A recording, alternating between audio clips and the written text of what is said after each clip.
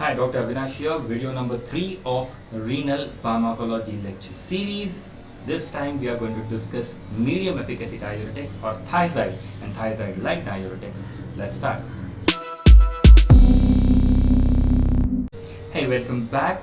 This video is going to be a short, sweet video on everything that you need to know as far as thiazide diuretics are concerned. So let's dive right in.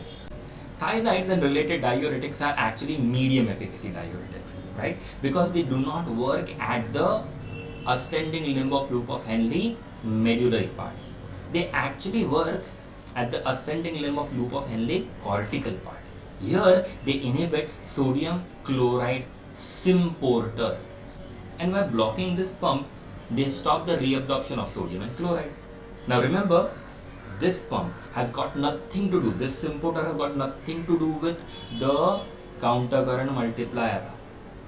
So by blocking this, there will be no effect on the corticomedullary osmotic gradient, and only positive free water clearance is reduced. Negative free water clearance is not going to be affected. Easy, simple. Now let's talk about the blockage of this particular pump a little bit more in details. If you block sodium chloride symporter, don't you think excess sodium will reach distal convoluted tubule and collecting duct?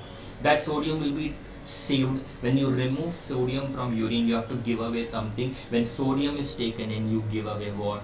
Potassium. So potassium excretion will be increased even by thiazide and related diuretics. And by their action, they reduce blood volume because water is being thrown out now, right? And by reducing blood volume, they tend to decrease blood pressure and decrease GFR. Simple. They decrease calcium excretion and urate excretion. Easy. Remember, furosemide was throwing away calcium. This decreases calcium excretion but increases magnesium excretion. Simple to remember.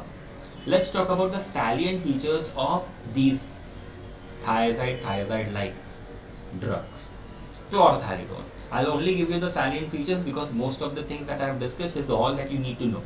Chlorthalidone. It has a long T-half of 40 to 50 hours, so it has a very long time of action. Metolazone. This is so beautiful drug that when the GFR is as low as 15 ml per minute, which means the kidney is in really severe failure, still it gives a good response in such patients also. So clinically it's very good, metolazone.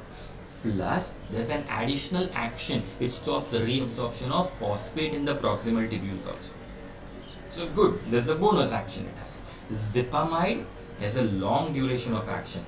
Good news, it has a long duration of action. Bad news, it causes more hypokalemia. Less potassium remains back, more potassium is thrown out. And indapamide has little diuretic action, but surprisingly it is a very good antihypertensive. So these are all the salient features of thiazide and related diuretic. So again, the question is going to be, where are you going to use these medium efficacy, low ceiling diuretics? Well, we love to use them in cases of edema, again, in cases of hypertension, in cases of hypercalciuria, excessive calcium being lost, so you want to retain calcium, and in case of diabetes insipidus, surprisingly these drugs are fantastic.